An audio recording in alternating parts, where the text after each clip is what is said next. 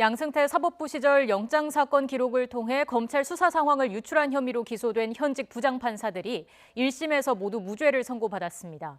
재판부는 법원 행정처에 전달된 수사 정보가 실질적으로 보호할 가치가 있는 공무상 비밀에 해당하지 않는다고 판단했습니다. 취재기자 연결합니다. 강희경 기자. 네, 서울중앙지법입니다. 네, 이른바 사법농단 의혹 사건으로 기소된 현직 법관들이었는데 법원이 무죄를 선고했군요. 네, 서울중앙지방법원은 신광열 서울고등법원 부장판사와 조희연 성창호 부장판사에게 모두 무죄를 선고했습니다. 신 부장판사 등은 2016년 정운호 게이트 당시 영장 전담 재판부를 통해 검찰 수사 상황 등을 수집한 뒤 법원행정처에 보고한 혐의로 재판에 넘겨졌습니다.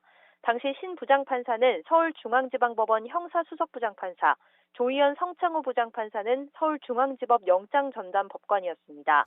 검찰은 사법부를 향한 수사 확대를 저지하기 위해 이들이 행정처의 지시를 받고 조직적으로 수사 기밀을 파악해 유출한 것으로 보고 기소했는데요. 재판부는 당시 행정처가 수사 확대를 저지할 목적으로 검찰 압박 방안을 마련해 실행한 것으로 보기 어렵다고 판단했습니다. 또 신 부장판사도 사법행정 차원에서 법관 비위와 관련한 내용을 행정처에 보고했을 뿐 지시를 받고 부당한 조직 보호를 위해 수사 기밀을 수집해 보고한 것으로 보기 어렵다고 밝혔습니다. 신 부장판사와 조희연 성창호 부장판사 사이의 공모관계도 인정하지 않았습니다. 영장 법관으로서 당시 형사수석 부장판사에게 한 보고가 행정처에 전달된다는 사실을 인식하지 못한 것으로 보이고 직무상 행위로서도 정당성을 갖는 만큼 공소 사실이 증명되지 않는다는 겁니다. 더 나아가 신 부장판사가 행정처의 일부 내용을 유출한 데 대해서도 죄가 되지 않는다고 판단했습니다. 당시 검찰이 언론에 브리핑하거나 검찰 관계자가 법원행정처 관계자에게 내부 정보를 알려준 점 등을 근거로 들었는데요.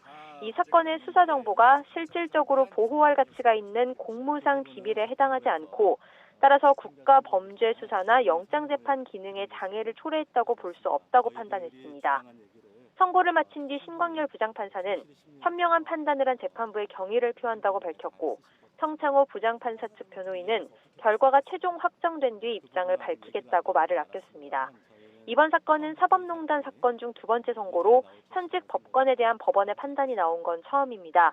앞서 유해용 전 대법원 수석재판연구관도 1심에서 무죄를 선고받았습니다. 이들의 혐의는 양승태 전 대법원장과 임종원 전 차장 등 전직 사법부 수뇌부들의 공소 사실에도 포함된 만큼 양 전 대법원장 등의 사건 결론에도 어느 정도 영향을 미칠 것으로 보입니다. 지금까지 서울중앙지법에서 YTN 강희경입니다.